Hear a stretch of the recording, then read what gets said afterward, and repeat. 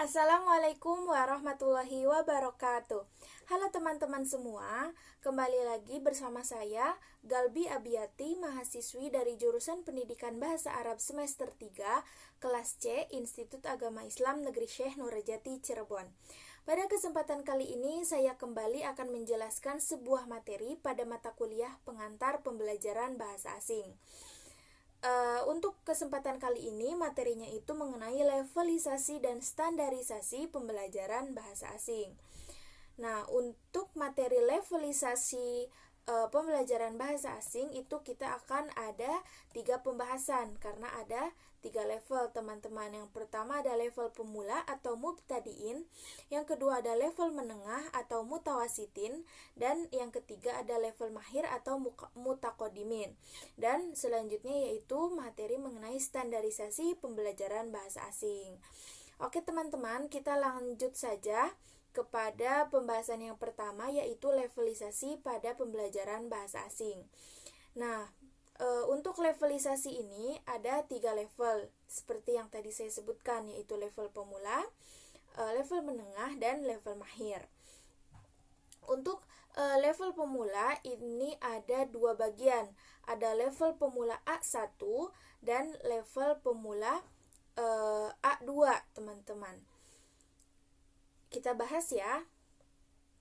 Untuk level pemula A1 atau mubtadiin, menurut pedoman CEFR, seseorang di level A1 dalam bahasa Arab yang pertama itu dapat memahami serta menggunakan ungkapan lazim sehari-hari dan frasa sangat dasar yang ditunjukkan untuk pemenuhan kebutuhan akan jenis-jenis yang konkret.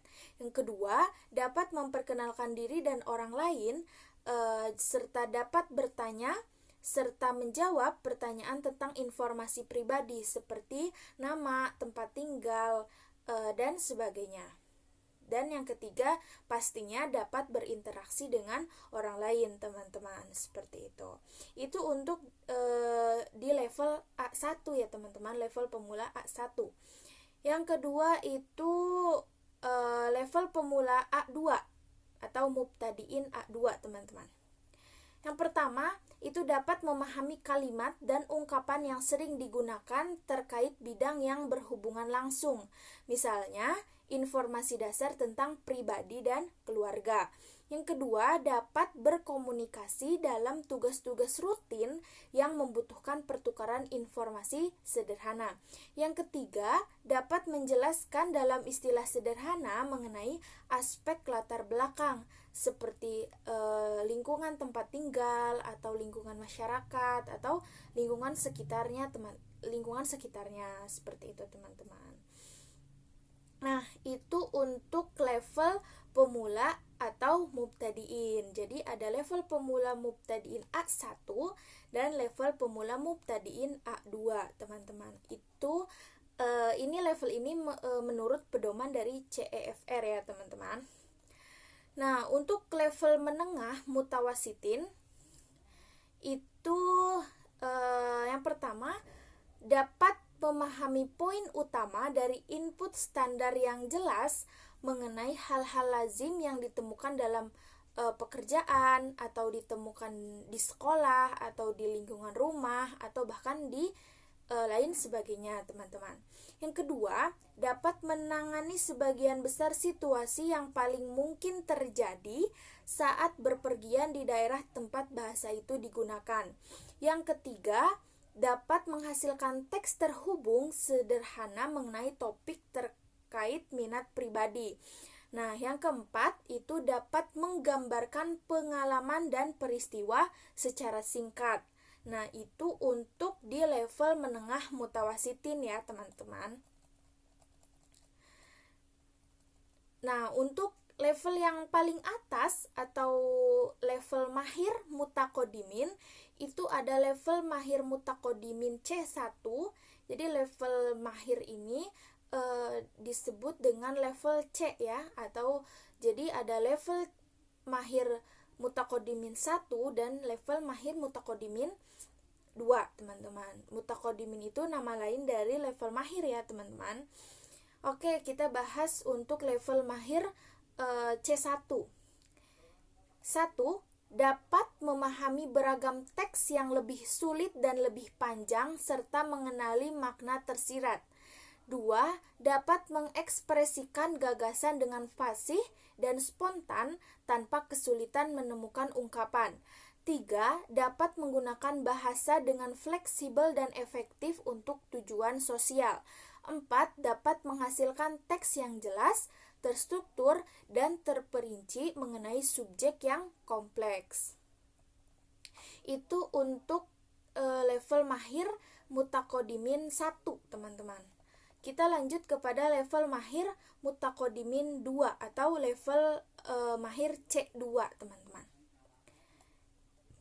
Yang pertama, itu dapat memahami dengan mudah hampir semua hal yang didengar atau dibaca.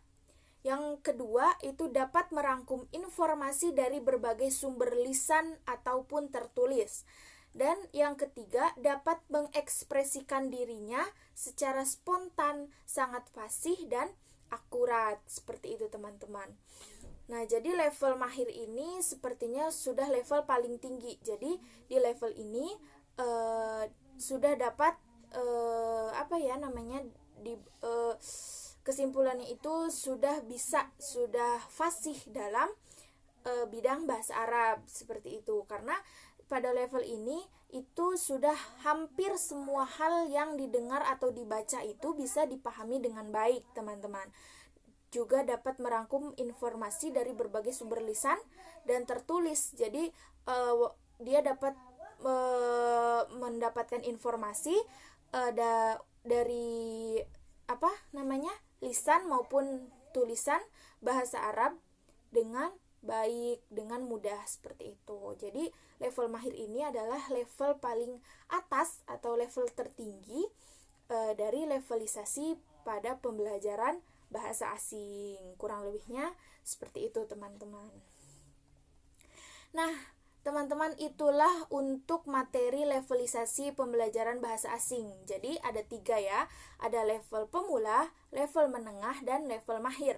Level pemula nama lainnya adalah mubtadiin. Level menengah itu tadi namanya mutakodimin. Level menengah itu namanya mutawasitin, teman-teman. Dan untuk level mahir itu namanya mutakodimin, seperti itu.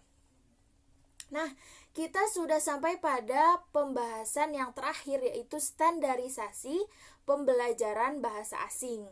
Seperti apa ya standarisasi pembelajaran bahasa asing itu? Nah, kita bahas sedikit ya, teman-teman, di sini.